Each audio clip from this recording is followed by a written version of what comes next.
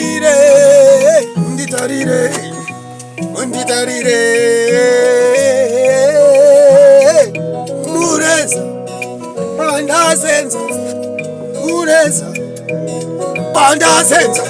Saka, chekutanga ndochichikaira. Auya kuvataurira, chokwadi kuvataurira, mira uone. Asi uno ndoita kunge munhu ane ngozi, kurarama nenjodzi, kukarobudisa musodzi.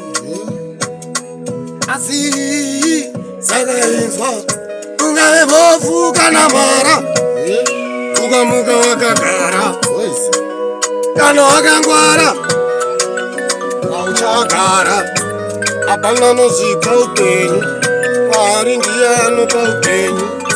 Nditoriwo munhu musinu, ndodawo kuita zizinu. Ndiri wani, ini ndiri wani, pasi ndiri wani, aiwa ndiri wani. Mwari ndo vazondigadzirira kumanzakanama. Ini ndiri wani, kuchama kwangu tenge ndiri wani, ndiri wani, aiwa ndiri wani. Zondisunga pinjisi nepotosumuka, aiwa ndoti nikisi kunyarama masaramusi, aiwa ndeupi musisaka. Ingave nguva yeshisha, anzi yari kuita rusha. Kana mukandiona ndasenza ndasenza, saka inzwa ndiri wani, inini ndiri wani, naMwari wangu ndiri wani. Makandisiya ndega, makanditambudza mandisiya ndega, saka ndikundike ndoimba paAfurikopo. Ndouyaza muchivaro vamakopo, muchadzitenga ngoma pashopo, ndoimba ndandimusasaize pasopo. Ndinoroka nyangwe kuvhuka, nyangwe kureka ndotyoka. Kana mukandiona ndichitoka, ndanga ndakwena yavashoka. Zvinhu zvese zvachinja mufunge, irai muona nzandifunge.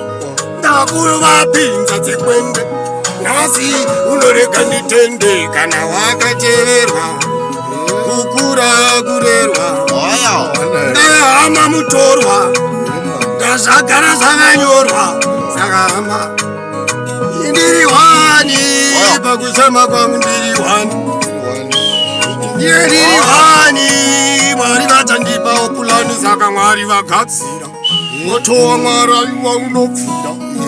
Vanenge vachindikuchidzira, ndokuzoda kushuwidzira. Saka vakomana batanai majongwe, aiwa bvunzai kahungwe, chakanaka mukaka hamborungwe. Vaidando vakaita kuti ndisungwe, saka tifa saka ndiri wani papulani. Hewa ndatwani wachimwe futi wani.